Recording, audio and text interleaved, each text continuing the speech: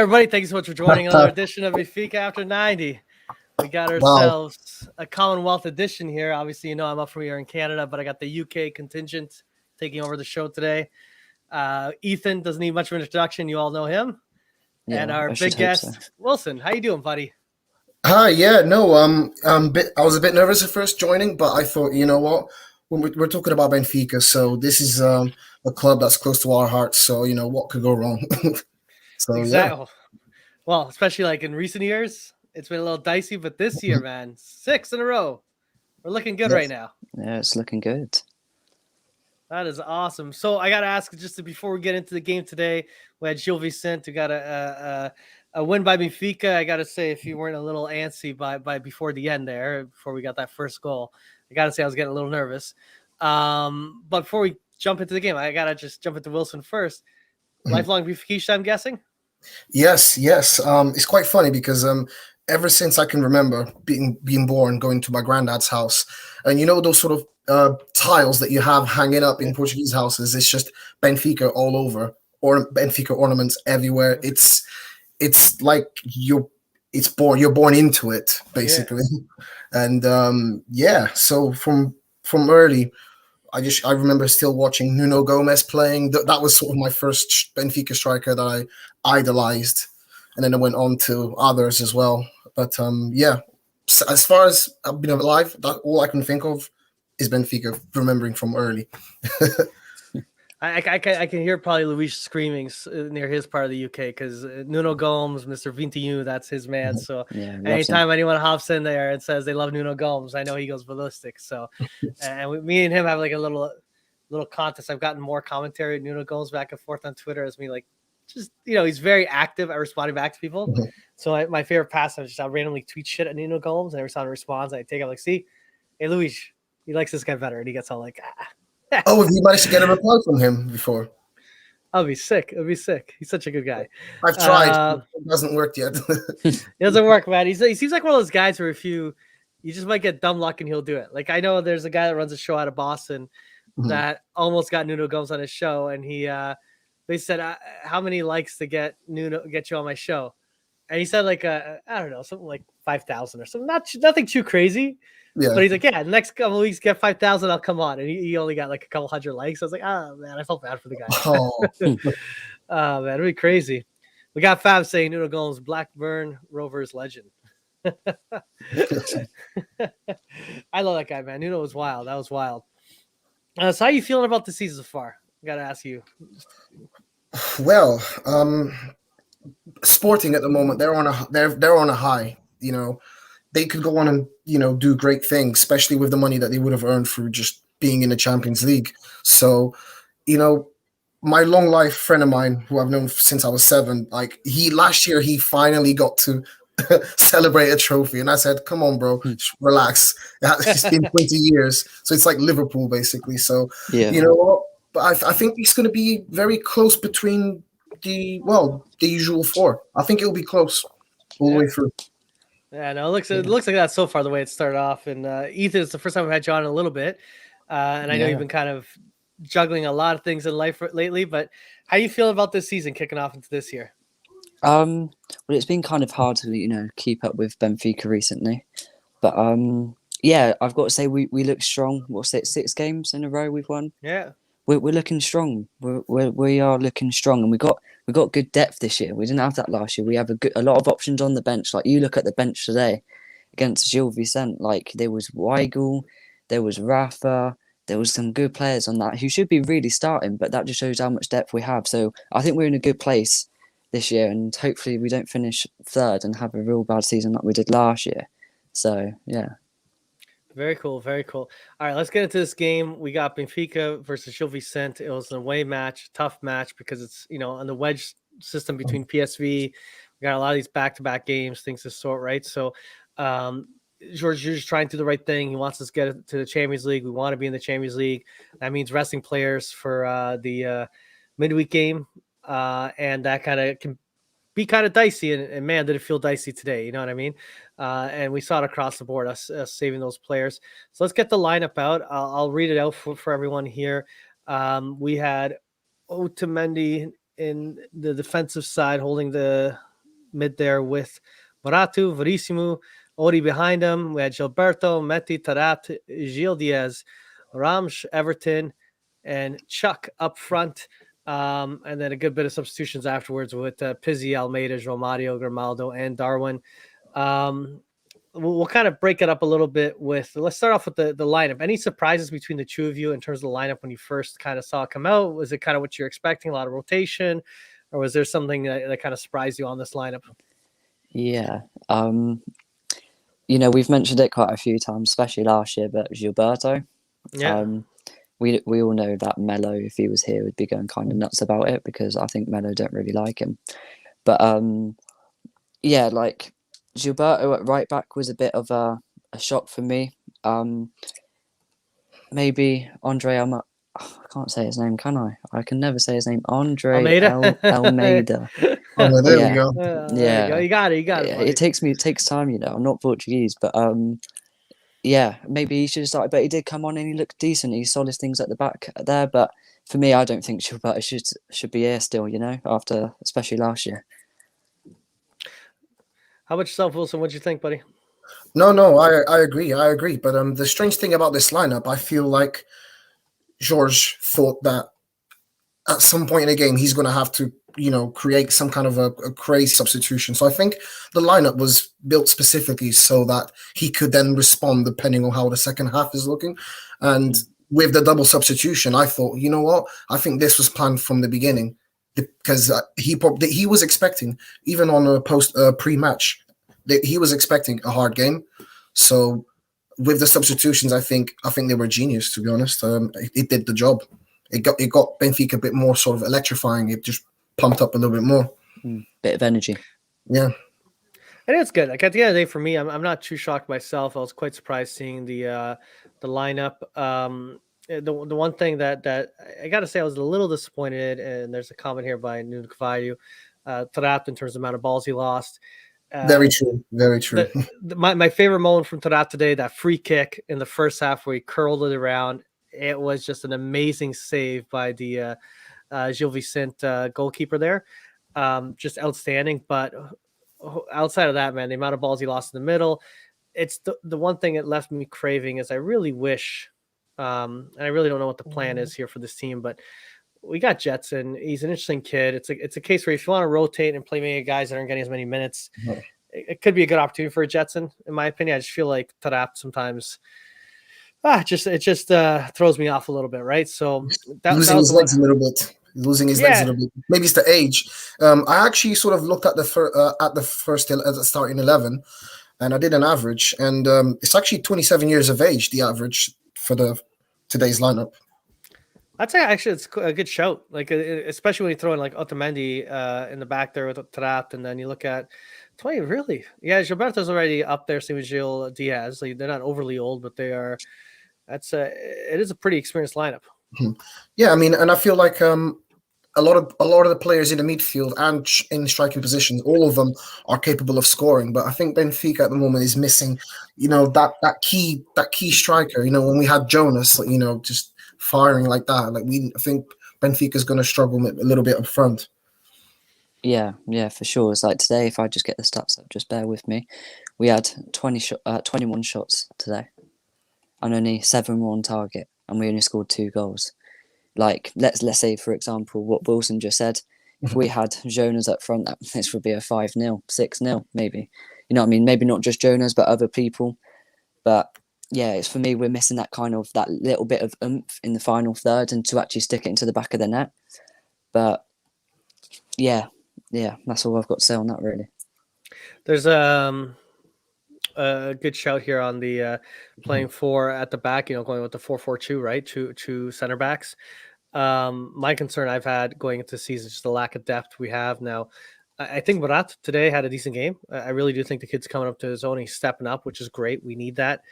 Otamendi, I'm pretty sure, is gone next game after back-to-back yellows. But I did see a shout from someone saying that for talking about play next week or this upcoming week here. I don't know, to be honest, I don't know if you guys have heard anything, but I haven't heard anything on his health status, if he's fit to play yet, in terms of actually seeing out there. I do think it's a little bit of a gamble also if he's just returning to such a critical game and, Jan Vertonghen already isn't the most paciest player, overextends himself. I could see this guy, coming back and being out again in no time. Yeah, I mean, there's been a lot of matches to be played these past few days, and because the next one is only in 3 days' time, so I think the squad rotation is definitely needed, and because otherwise, I mean, the next game is what is it, Wednesday? It was Tuesday. It's going to be Yeah, a it's crucial Tuesday. Yeah, I think it's Tuesday, and it's away in Holland, right? Yeah, and I mean that would potentially allow Benfica to maybe do some more deals before the end of the summer with that Champions League money. Yeah, and we'll step it back to the match in a second, but in terms of deals, before the end of the summer, before everything kind of wraps up here, there's a couple of deals that seem to be breaking through today, or at least a lot of stories. The first one I'm going to start with, and I'll share it here on the screen. Fabzinho, where are you? Here you go. So the rumor here, and I don't know if it shows up clearly on the screen, is pretty much we're going to sign this Emija out of he's a Serbian player. Only thing I know about this guy, he seems like he's midfielder / winger, is my understanding. And I'll be honest, the main thing I've heard about him, which made me laugh, is he played for Red Star Brigade and he showed up with a Partizan outfit for training before as a gag, which is kind of like showing up to a Benfica training match with a Porto kit on just to fuck around with it. Like that takes a lot of balls to pull that off out there. So I don't know if the guy's just a joker or if he's just a psychopath one way or another. It's an interesting character to potentially grab. And then the other story, and that's a potential incoming from the sounds of it. The other one that I hear, which is one that might be leaving, which we've talked a little bit about on the show, is Waldschmidt.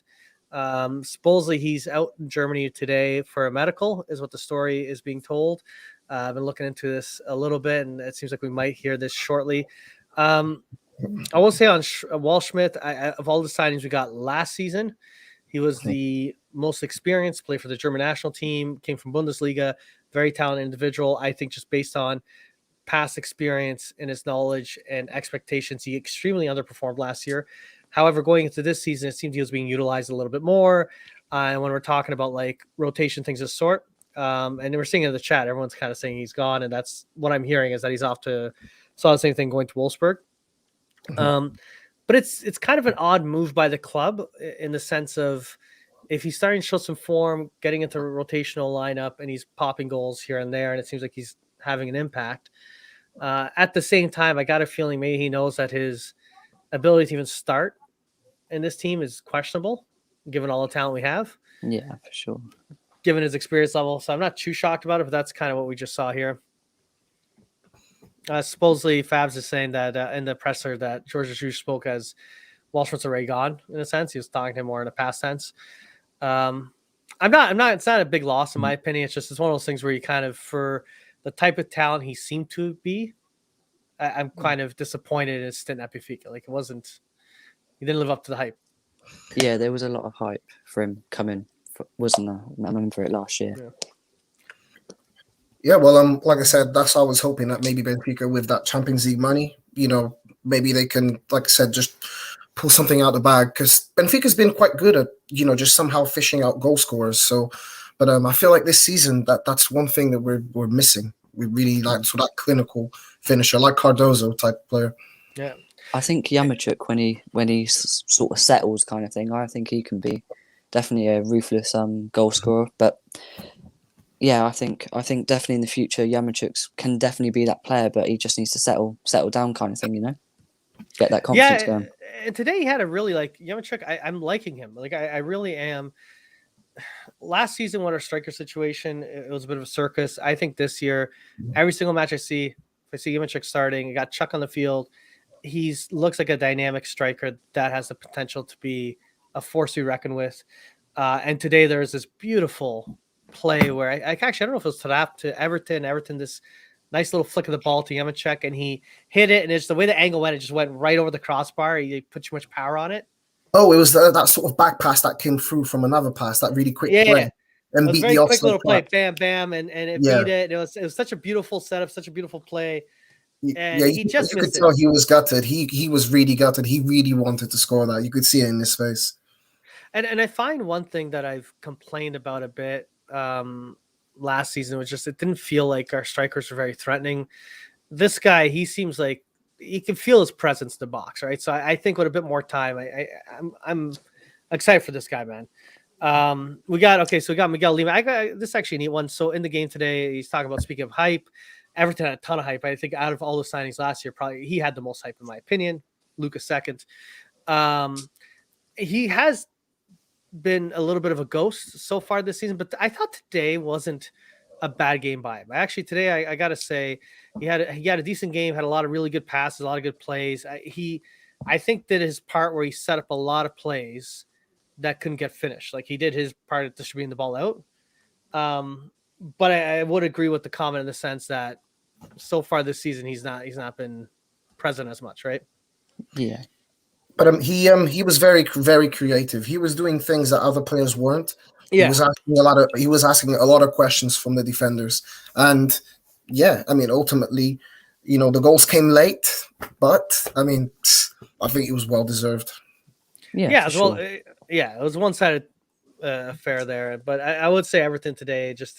I think to the comment, I agree that it's been like a rough season so far with them, but I do feel today he was a decent player. Just there's the stats on the screen that I'm popping up on there. He just had I don't know. It wasn't just from a stat standpoint, like you said. It was just his presence, the passes, the plays. He was beating defenders, and I'm just feeling more and more that this squad is intimidating teams a little bit more, which was something I was missing for a while. I think they got to be careful around Everton. They got to be careful around Yemachuk, right? So yeah, I think last season you could feel that it was a strange season where teams were really coming at Benfica, just like kind of like how you see sometimes in the Prem, some teams just aren't afraid. So I actually remember the team in the UK. I've always followed Arsenal, and a guy was tweeting me saying, "Oh, don't worry, you guys got Brentford today," and I said to him, "No, you might as well call them Bayern. This is Arsenal we're talking about." So it's teams in the Premier League are now starting to have that mentality as well. Like they're just going to go for it. Same as we've seen with Spurs past Ferreira. Again, they're really, they're just going out there and just having fun and just just giving it a shot. And but Portugal at the moment is actually coming real close to overtaking France in the rankings, UEFA rankings. It's actually really really close at the moment. Yeah, I absolutely love following the coefficient thing. It's a weird obsession I've had over the years. Just because years back, Portugal surpassed France and they became the fifth biggest league in Europe. And they held that for a while. And then France popped back up. But I find when, and I'll pop up the ranking real quickly here on the screen for everyone to see. Give me 1 second. I'll just find it here and share it. But we're pretty much just on the cusp. Another good week, and we will surpass France and be the top league again. And the easiest way to look at this, it's a rolling average, right, of 5 years. Portugal's in 6 years, as you can see on the screen. I'll guide this a little bit better here on this side. And this is pretty much where we're at. It's literally a fractional difference between France and Portugal. And that's all thanks. Yes, Benfica is doing their part, and they're doing great so far this run in the Champions League playoffs. But Santa Clara and Patrick Freire are killing it. I think I find it comical the amount of disrespect that fans from the Spurs side will throw out. But it's kind of funny how it's biting them in the back. And at the end of the day, I hear people saying excuses. Well, they fielded their B team. Spurs B team cost $180 million from my understanding. And Patrick Freire was like 18 million or whatever the heck it is, right? So if you got that much talent and that much resources, it just shows the feistiness of these Portuguese teams in recent years. They've really stepped up their game. It's a change. I think there's been a change of mentality. I think there's a little bit more, let's just give them a go and see what we get. And I kind of love that mentality. I think the Portuguese league, especially from like a person from the UK who has sort of, literally no like Portuguese connection apart from supporting Benfica, is that a lot of people do slate the Portuguese league as a whole, and they call it a farmers league. And I think that's that's not quite true, because the Portuguese league is no easy league. Yes, it is quite dominant in Benfica, Porto, Sporting, and maybe sometimes Braga, but it is a very underrated league, and it's a league that, as I just said earlier, I've got no relation to Portugal, but a league that I kind of like love. You know what I mean? I don't watch Spanish, Italy, German, or France league. You know what I mean? I could have quite easily done that, but the Portuguese league has like an attraction to it. You know what I mean? And I can watch any team whatsoever, and enjoy it. And I definitely think Portuguese football is on the rise, as this graph kind of says, and it will definitely overtake France for sure. And maybe over a couple of years of time with improvements here and there, that we might be able to go into higher and higher, if you get what I mean. Yeah. And you look at in the France side, obviously PSG are a monster, especially with the money they spent, especially what they've done this offseason. But it truly is not a situation where it's a one team that controls it, that does the rankings. One team doing very well helps, but it is the collective. It's in the case of France and Portugal, it's 6 clubs getting you points. And as they said in the chat, Lille is one of those teams that could get a lot of points for France. There's a lot more to be done. But it'll be quite interesting once you see Sporting in the group stage, Porto in the group stage, Holy Benfica in the group stage, Champions League. Braga have had in recent years an ability to nick a good bit of results. And if either Paç Ferreira or Santa Clara advance through to the next stage of the Confederations League, it'll be good. It'd be cool to see us surpass France, especially in the year like where France is above Portugal and Messi goes there and there's all this hype around Ligue 1. To see the Portuguese league go ahead of them in that year would be a little bit of comical banter, man. It would be hilarious. I would love it. Yeah, I mean, I think they will be able to do it because I mean, you see all the players that are being fed into the Premier League, and people now are starting to realize, oh well, actually Portugal can produce also players from scratch as well, and like Wolves is dominated by Portuguese players. I mean, and managers as well. So it's good recognition. Yeah, it's definitely on the rise. It's on the rise. I'm telling you. Yeah, you look at the situation when you look at Europe and just the amount of amazing talents, how many of them grace the Portuguese league, right? Both Portuguese nationals, but other players that played at other from other nations that played in Portugal. So it's quite exciting. But getting a little bit back into the game for a second here. So overall, the stats broke out in Benfica's favor. We were the more dominant side. But the one thing that was a little nerve-wracking was even though we're the ones applying pressure, getting some good opportunities, obviously wanting to win, leaving ourselves exposed to the back, and a couple of bad passes or a couple of bad plays by Tarap here and there. And all of a sudden, Gil Vicente really did give us a run for our money. Like, even though if you look at the stats, you look at a 2-0 result, you're like, oh, this looks like a one-sided affair. It didn't feel like that until that first goal happened. It felt until the 84th minute that either Benfica was going to draw this, win this, or they were going to sneak one by and we were going to get snookered, right? Oh, yeah. I mean, at one point before those 2 goals came, I felt, you know what, we could be in a place where we're going to have one of the 3 results. I did not know which one was going to happen. I was hoping, please, not a soccer punch, because I knew that Sporting was playing next. And I think Sporting's game's finished now, right? I think they've won. 2-0. Let me have a look. Yeah. So 2-0. So there we go. I think that makes us tied. I mean, exactly same goal scored, same points, same goal difference. I think. I'm pretty sure. Yeah, exactly. Yeah. Yeah. So there we go. So I knew that this was a difficult game. Even George Jesus said it before the match, but yeah, the job's done. Yeah, goals for. I think the only difference is they got 7 goals for. We got 6 goals for. We've each conceded 1. The goal difference is just 1 difference, but Sporting have yet to play. The one advantage they had last year is they got knocked out of everything early, so they just had one objective, which was the elusive Liga they've had. And you know what? Credit to Ruben Amorim and what he did there.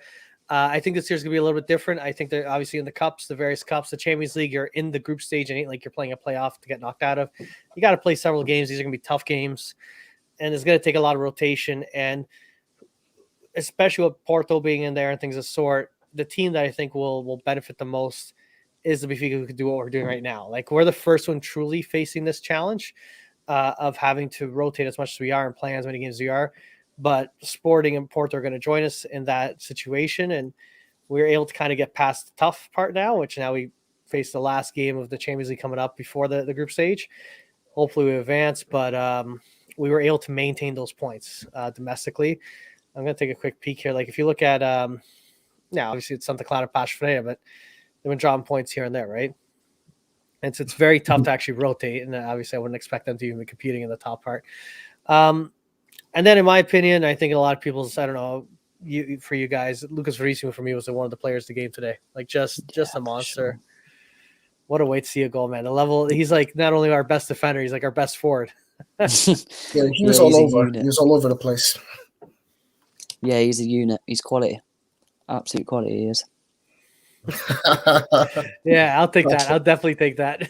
That'll be Oh, a jeez. miracle. It'll be a miracle, man. It'll be a miracle. I'd Well, say for now, man, the objective to me for this club is you get there.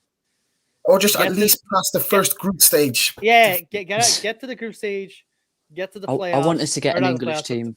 Yeah. I want us to get an English team so I can go and watch, because in the UK it's like pretty much full capacity in stadiums, and like if I go to Portugal after isolating all this, I'm really hoping we make it and we play Well, like a real if good. If that happens, I'm coming with you. We'll meet up and then we'll go. For We'll sure, watch man. that For sure. Call up Literally, Louise, she'll be with say you in a no heartbeat. more. Yeah. Well, we only live like 30 minutes away from each other, so yeah, for Yeah, sure, man. this is crazy. It Yeah, could be anywhere that's- in the world. Yeah. I don't want to I really don't want to get ahead of myself in terms of like this PSV game coming up. It's gonna be extremely difficult. But man, if we advance, and I'm gonna go with we will advance. Let's say it that way, right? Pot one is let me see if I can find this up here real quickly. Can I check this out for us? It basically we'd be seated in pot three. How they do the Champions League draw, right? I think I found it here. Here we go. This is gonna look a little funny, but I'll give it a quick share for everyone to see. Again, not looking past PSV. I think we got to get the job done. We got to, like Boris said in the chat, got to score earlier. We get one goal, I'm going to feel very confident. Getting rid of the away goal rule has benefited us this time around, in my opinion, just because we don't have to worry about all of a sudden PSV getting one goal and we're screwed, right? So if PSV gets one goal, it's still open tie. But technically, Benfica, based on how things are standing, they'd be in pot three. You can't face two teams from the same country, and you can't face your own countrymen in the first. There's literally no English teams in there. Oh no, sorry. Yeah, I was looking at the wrong pot. They got so we could get a Chelsea. I'd love to get a Chelsea and all that fun stuff. Lille will be a great team to get, in my opinion. Inter, because all the selling they're having right now. There's certain teams I'd love to get, via the others. It's not to say these teams are weaker. They're still, you're there for a reason. Any team I think in the Champions League is always tough. But man, we could also have a nightmare result. We could get like a Bayern Munich, PSG, and I don't know, AC Milan or something like that. You know what I mean? Like that could be one group that comes out of this. So yeah, it's a little dicey. We don't have to worry about. We could also get Chelsea's in that pot. Where's City? City's in here somewhere. Is City in the second pot? City. Pot one, the fourth one down. Oh, they are. Yeah, that's the other one. You can get City, PSG. Well, if we pull City, Wilson, we will definitely get tickets for that, because it don't matter who they're playing, they can't fill their seats. So let's hope we get City. True. I think they've only filled it once, was when they won the Prem with that Aguero goal. Yeah. Oh man, that's hilarious. All right, man. Outside of that, any other big takes that either of you had from the game? Grimaldo's goal. Oh yeah. Beautiful. How could we forget that? Oh, goal of the season already, I'm telling you. We'll be here in, I don't know when the season finishes, May, April. Goal of the season for me. Put my foot down. Goal of the season. Before I even realized that it was a goal, you messaged me saying what a shot. Because I was like, what? Because I might have been a few seconds behind on my stream. Maybe that was the reason. Yeah, for sure. Yeah. It just came out of nowhere. It was just, you wouldn't think, nah, he's not going to try. And he just did. It honestly came out of nowhere. I it's funny. There's a replay, and it shows the Gil Vicente supporter crowd behind the net, and you see a shot going in, and they're just staring, and they're just in shock. Here, I can get away with probably showing this for a few seconds before the copyright police come and take me down. Let's give this a shot here. Here it is. It's 7-second clip. Why not? Let's throw this in here, and we'll see if this gets pulled. But what a shot, man! What a rocket! Wow, into man! It's just beautiful, man. You can't. I will say, I'll be surprised if that's not on the top 10 goals of the season once the year's done. There has to be something quite special to it there. Mm. And yeah, man. Outside of that, man, I still love the fact of Rimisu, how much he killed it today. He's contender. He's probably a contender for it already.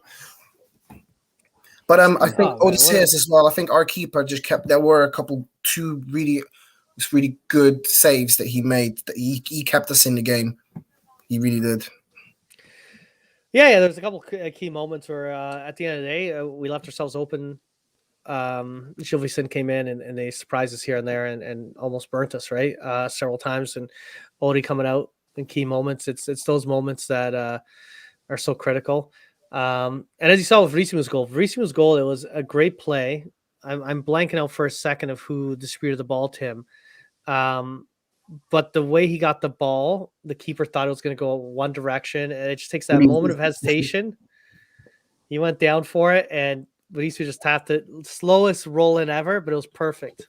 You know, that goal, if you sort of stretch back your memory to the second goal we scored against Wales in the Portugal v Wales, it was where the ball came in from the outside and then it just touched someone on the line, and then the keeper went completely the other way. So I was like, it was Nani scored it. Yeah, that was the one. It kind of reminded me of that goal a little bit. But and then we also had 2 goals disallowed, rightly so. They were just offside, but you could see that the team were asking questions, which is good. Yeah, and I will say another one I got to give a shout out to is Mete. Like, again, still early days. He's a new player on this team. One thing I got to say that he's doing a little bit better than Weigl is his distributions into the box. The amount of balls not only going forward, but on the angle left to angle right, he's got a good eye to see the runs being made and to get those perfect lobs in. I gotta say, I think this guy could be the real deal. It's good to kind of for Weigl to have some decent competition, especially with the way things are going. I don't know. What do you guys think of the first early days of him? It's the first time I've seen him play. I'm not gonna lie. Yeah. It's the first time I've seen him play because it's hard getting hold of Benfica in the UK. But what I saw of him, because I missed quite a lot of the game. He's just a unit. He has that presence. He's nothing really outstanding, but his presence really does help us, and his physicality and his quality does kind of show through. And I only saw that in 20 minutes of seeing him play today. So I definitely think with time and as he molds into the league and against other teams, that he'll be real good for us. Yeah, it looked like he enjoyed himself out there. So I'm hoping that, Benfica's had a really good start at the moment. So I think it's a good morale as well. The players look like they're having fun, and then they're expressing themselves a bit more. Like our second goal, just trying something out of nowhere. Just players having that faith and that courage to do it. And I think a lot of players have that belief that they can do these things, and it's good to see that. Yeah. I did see also criticism in the chat, and I also saw during the game that Matt wasn't really as focused in the game. It was just those few moments where I was seeing those nice lob passes, right? There's a comment there that he needs to play more with João Mario. I think Tarat, again, I'm going to put Tarat down a bit. I feel Weigl plays worse around Tarat. I feel Gabriel plays worse around Tarat. I think everyone plays worse around Tarat. Yeah. recently. And I got to say, there's a moment where Tarat was a phenom, an absolute monster for this club. And there's these bright spots he has, but it feels like, I don't know what it is about Tarat. The way he runs on the pitch, the way he positions himself, I feel it throws off the other defensive mid or the other mid player that's he's supposed to be playing with. Yeah, I feel like he's just like a fraction of a second too slow to sort of make those decisions in the final third, and then that's where he just crumbles. Yeah, and then sometimes he runs back to get a player, get a ball, or he's holding possession, and so what happens is, let's say if he's further back with the ball, the defensive mid player might swing to the other side of the pitch a little bit, and Tarat does a bad pass, loses the ball, and all of a sudden it's fully open, right? And it just kind of opens the floodgates. And so that's the anxiety I get with Tarat right now. That is one guy I would like to see. It's just if we can find a market for him, right? There's rumors of maybe going to MLS. So we'll see if that is true or not. Yeah, I mean, I never really quite understood how he even ended up in Benfica in the first place. I genuinely didn't. And I think this guy he's nicking a living. Like, he's so below average. I don't know how he's managed to hold a career and stay with the top team like Benfica. I don't know. I genuinely don't know. I think it's just his 5-star skills. That's what I think it is. Yeah. Well, those QPR days were frightening. He was different gravy back then. Yeah. I'm just gonna say that signing of Tarat, where we signed him and then very quickly went straight to the B team because he came on fat, like he just was out of shape completely for the first year at the club, and all he did was party. That's a signing when you think back when with Lucio Vieta and all these funny signings about him putting money in his pocket. That's one of those signings. I guarantee you, the only reason we signed to that is that there was an agent that was willing to play ball on the fees paid to say, okay, a little bit of money goes to my account. Your boy comes on and plays for Benfica. That to me is the only reason I see him coming on, because there was no need for him at the time when we signed him. There was no fit for him. No one was talking about him, and he was not even fit or in shape. I don't even know how he passed the medical to begin with. And yeah. And when you start thinking about the money as well that Benfica have made with, João Felix, players like that, Joan Oblak, Ederson, and you think, where has the money actually gone? Like, it doesn't feel like they've invested that much into Benfica. Yeah, but he did. Again, I'll give him credit though. He was a guy that eventually realized that this is his last hurrah. This is the end of his career, and he can either just fizzle out or he could do something with it. And he hit the gym. He worked out hard. He got fit, and he had one heck of a season recently for us. And there's still some flashes, but it's just where this team is headed. I just don't see him in that future anymore, right? Yeah, because I think he's 33 now, if I'm not wrong. Yeah. And as Cynthia puts it, runs like a baby goat, chaotic elbows, dangerous to himself and others. I got to see what other. He's 32. Sorry, 32, he's 32. Yeah. I think the club bought an airplane. Yeah. Man. High salary, too. I heard when he came out of really fat salary when he signed. He then renegotiated a little bit lower recently to stay on another year. But I don't know. We'll see. And again, it throws me off that he gets minutes over at Jetson, where Jetson had a very good year when he first came on to Benfica under Berlage. Then he went on a loan. The loan did not pan out as well as it should have, in a sense. But there's some talent there. He had good moments also on loan, and you could do something with this kid. And it's just the fact that the kid's not even an option on the bench. You know what I mean? Like, it's especially when we're trying to rotate a bit more, and you think about who will be here a year from now, 2 years from now, 3 years from now. 3 years from now, it won't be Taarabt. Even if he stays at the club, he's going to just retire out one way or another. Whereas if Jetson kicks around, at least try to get something out of the kid. Or at the very least, if you're not going to factor him, just loan him out. Like, I think it does no service to the kid to not even be on the bench, Yeah, I agree. Yeah. All right, man, let's head off to the Chorizo of the match, the play of the match, all the fun stuff. Give me 1 second here. I'll roll it over in 2 seconds.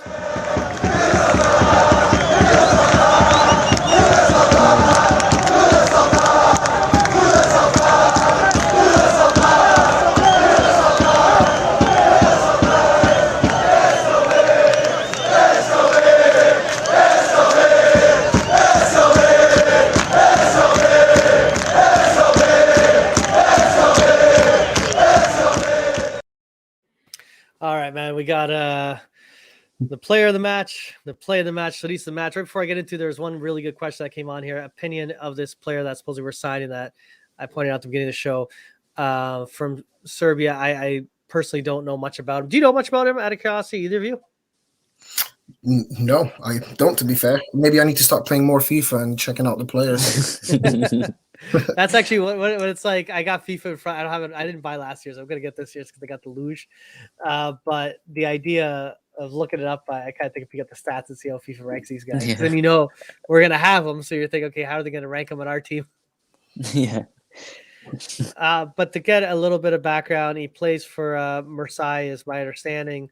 Not a small team by any means, an extremely established, high quality team in France. They're kind of past a little bit of their glory days, but he's been in Ligue 1 for the last 3 seasons.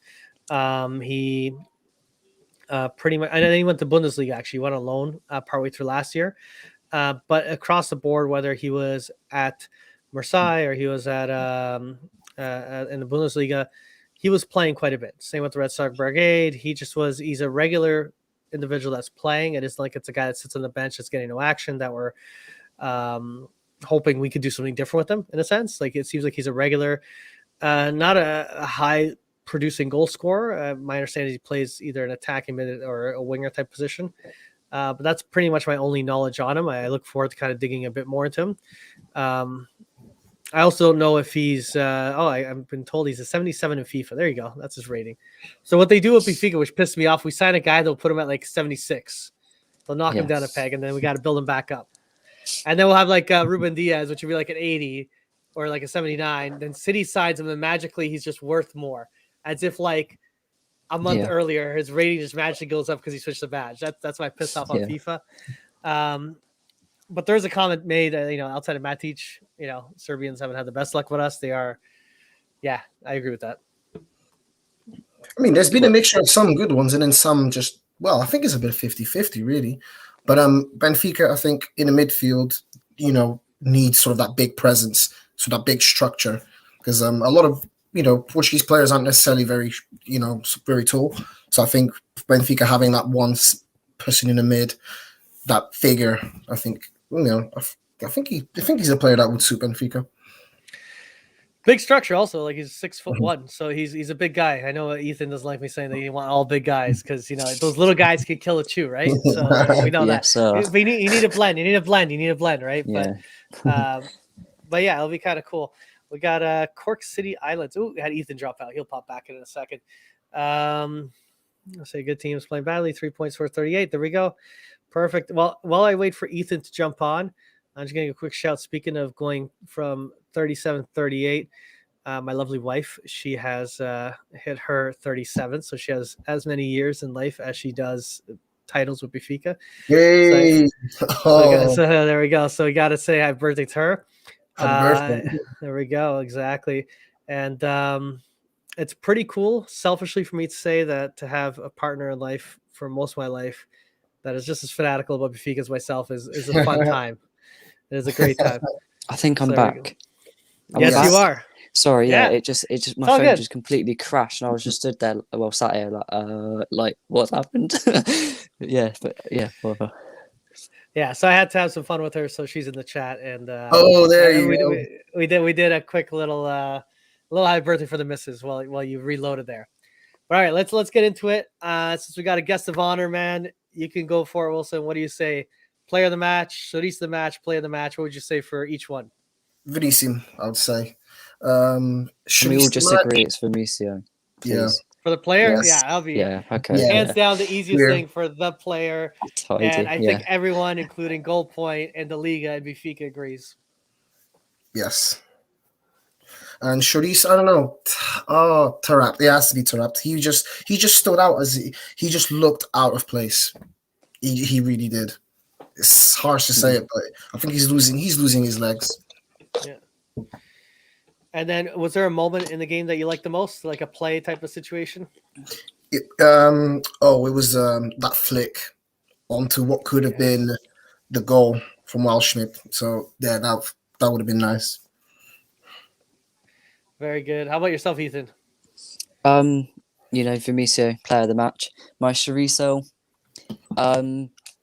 Obviously, I want to try and change it up a little bit, apart from bully Taarabt. But we know, like, for people who've watched me on here before, that I really don't like Darwin Núñez, and he came off the bench today, and somehow he got booked.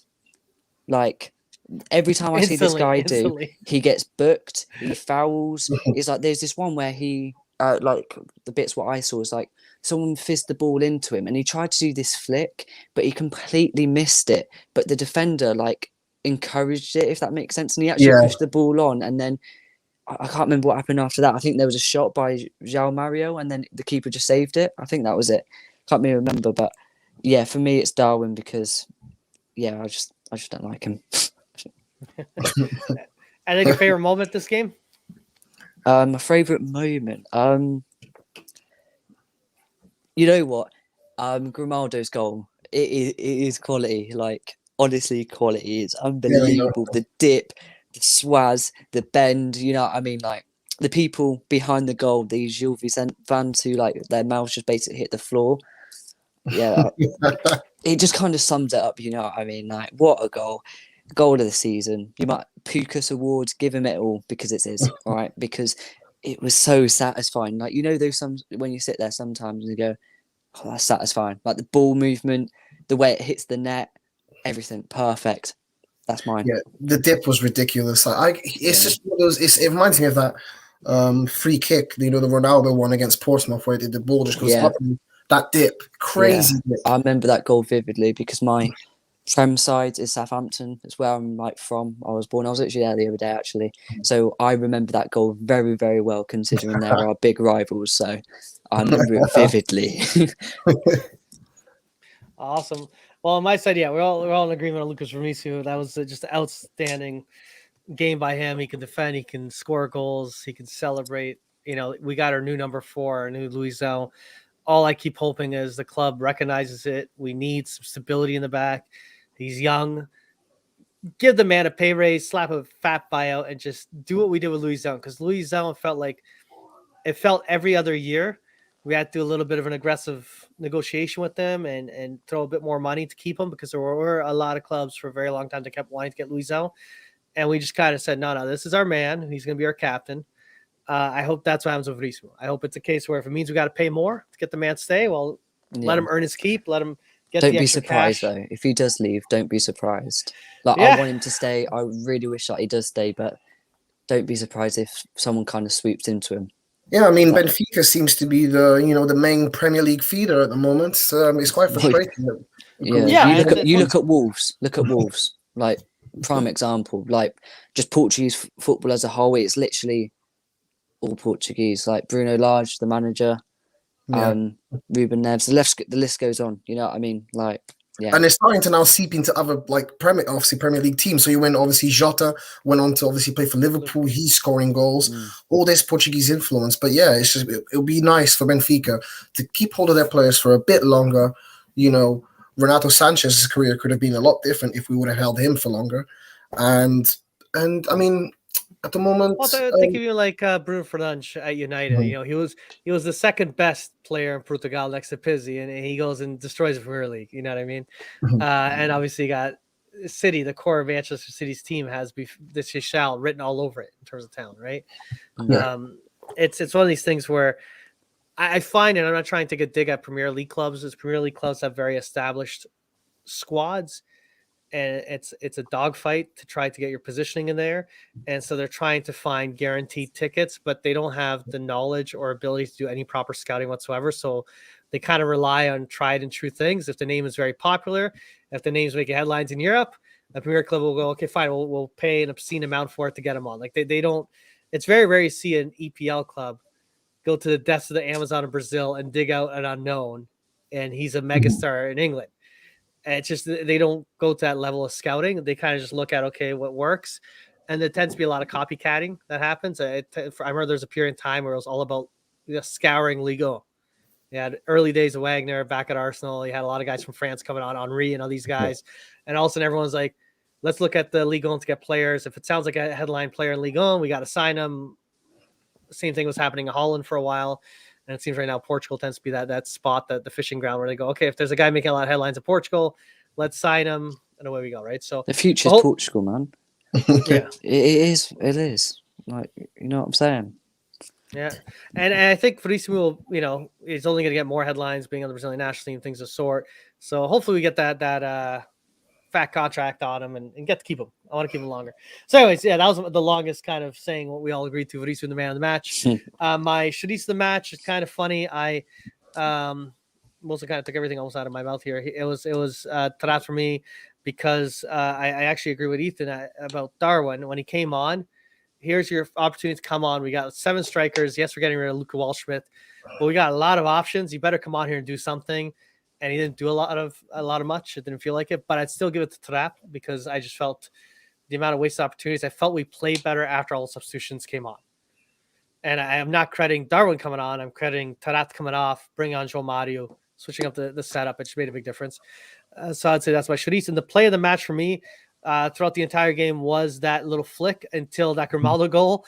So I'm up in the air, but it's hilarious. You guys pretty much called both things right into my mind, so I can split it down the middle with those 2 plays. It was a beautiful flick by Everton, man. That flick and Chuck and the shot, like if that went in, that would have been a highlight moment. And that rocket from Grimaldo, man, it came out of nowhere. When it went in, I actually jumped out, I was on my sofa and I literally jumped quite high as well when that hit the back of the net because it was so good. It was so good. Oh dear. Especially it's those shots that when they come out of nowhere.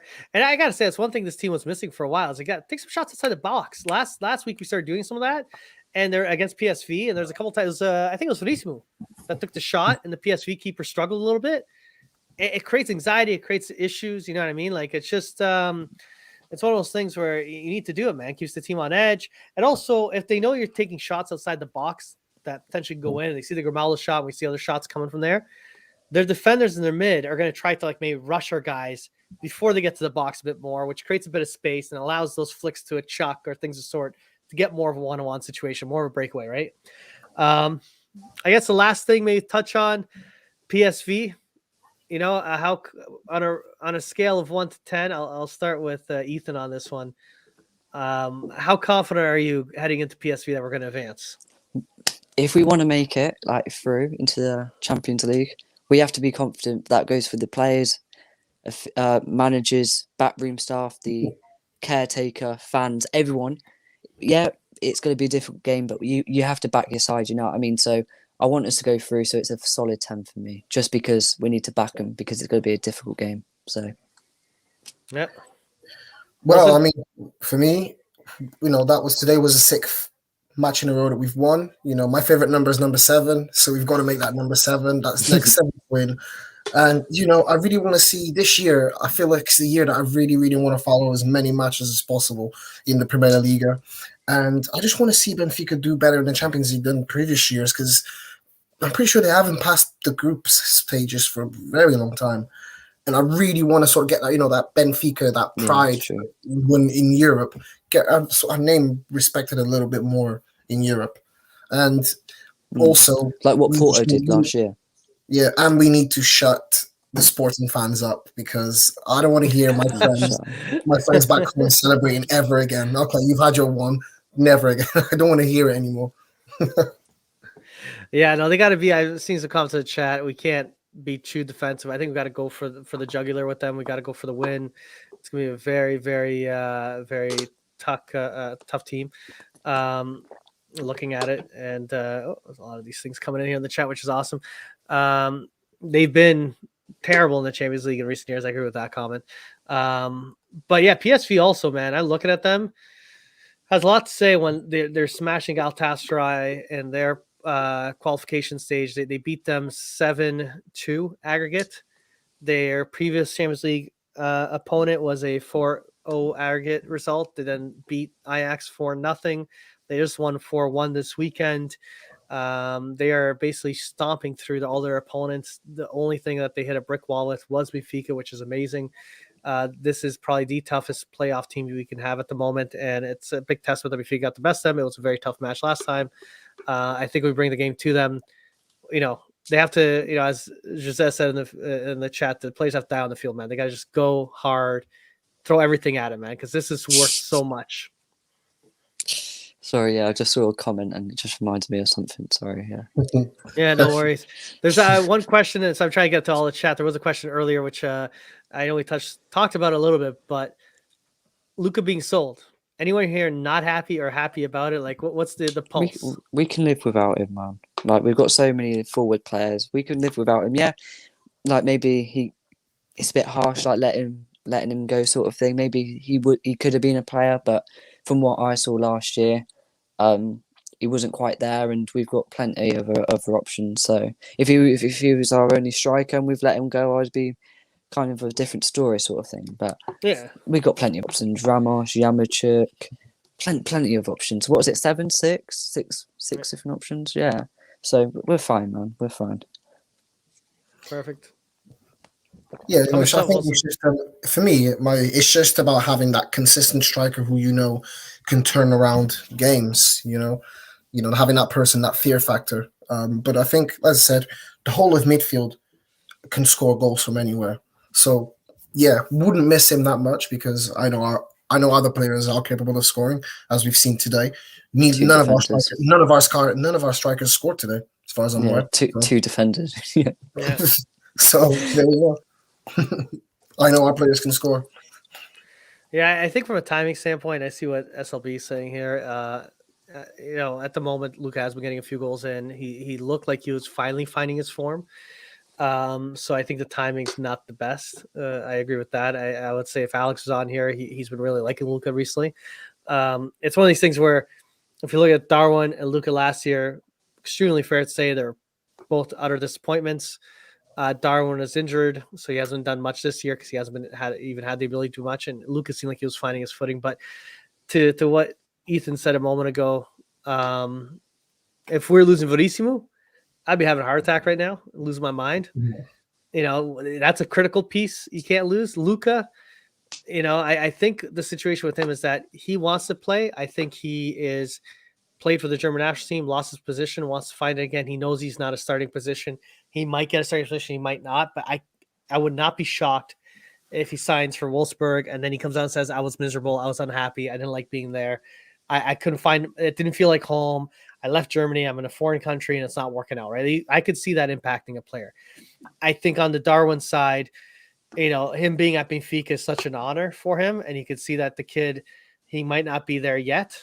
In a sense, is if you give him a little bit more time, I think he wants to be here. And sometimes when you look at the squad, you don't want to have too many guys that want nothing to do with your club. Like if Luca's not happy and he wants to leave, see you later. It sounds like the deal is a pretty shite deal from the sounds of it, but whatever, man. At the end of the day, it's not going to make or break us. Very true. Let's see what else was there in the chat. A few of them. Chuck and Seferovic don't really match up on the pitch. I agree. I don't really. Seferovic is a guy that went quiet lately. We're not hearing anything about him. I wouldn't be shocked to see him go also. I want to keep seeing Chuck. I want to keep seeing Ramos. I don't mind if we bring in Darwin as a substitute here and there and TASA matches or League Cup matches, things of sort. We still got Vinicius. I almost like if it was between Vinicius and Seferovic. I lean towards keeping Vinicius, but we'll see. I just look at like it sounds kind of ridiculous, but who's enjoying their time more at the club?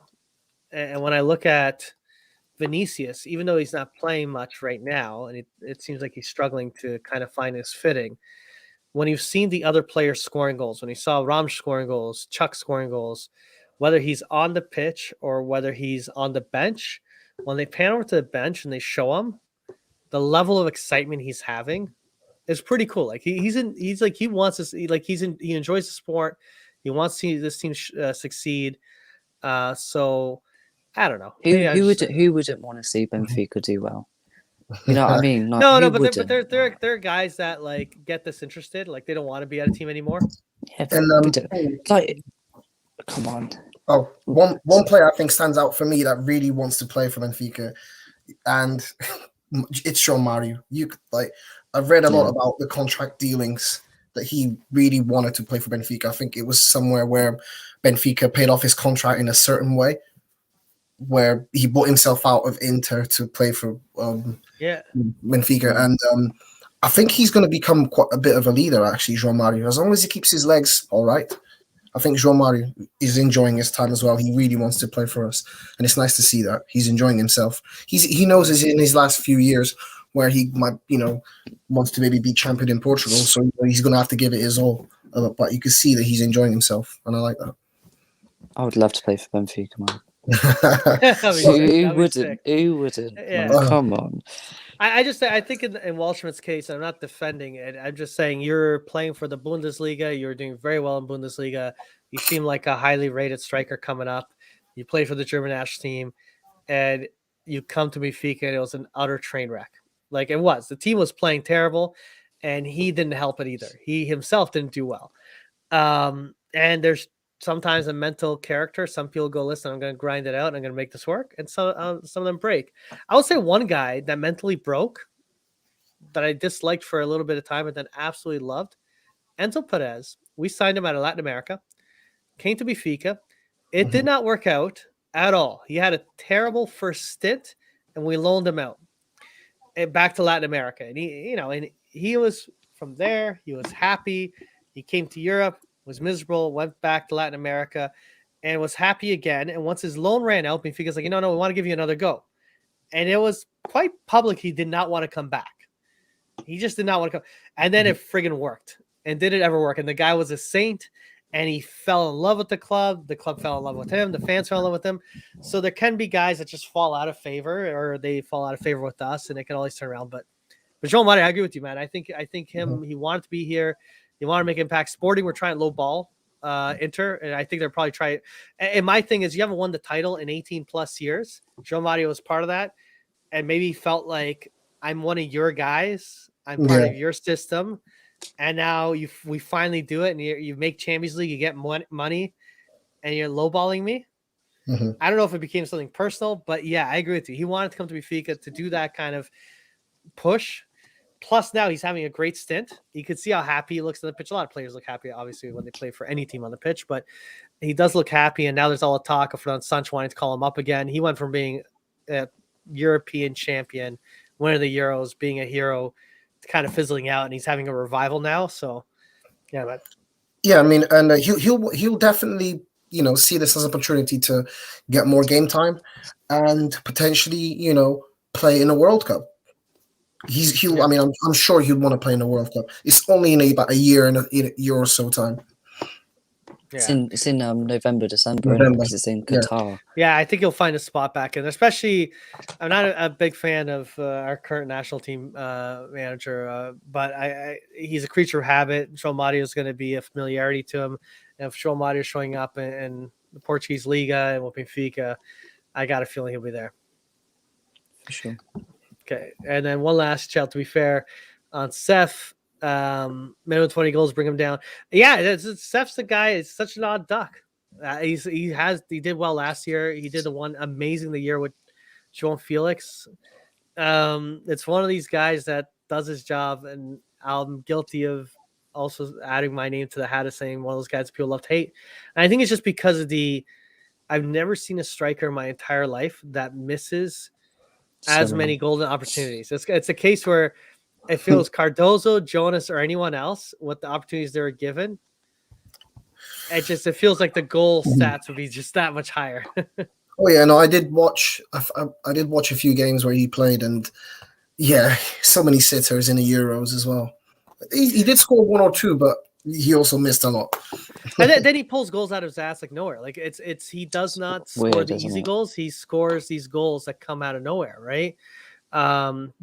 And so, then there's a comment about Glenn saying, well, we got rid of Vinicius when he was our top goal scorer also. So it's just, the club's been in a weird state the last couple of years, but it feels like things are coming out. One last shout, I got to give it to Rui Costa, and there's something about Rui Costa. I've said it before.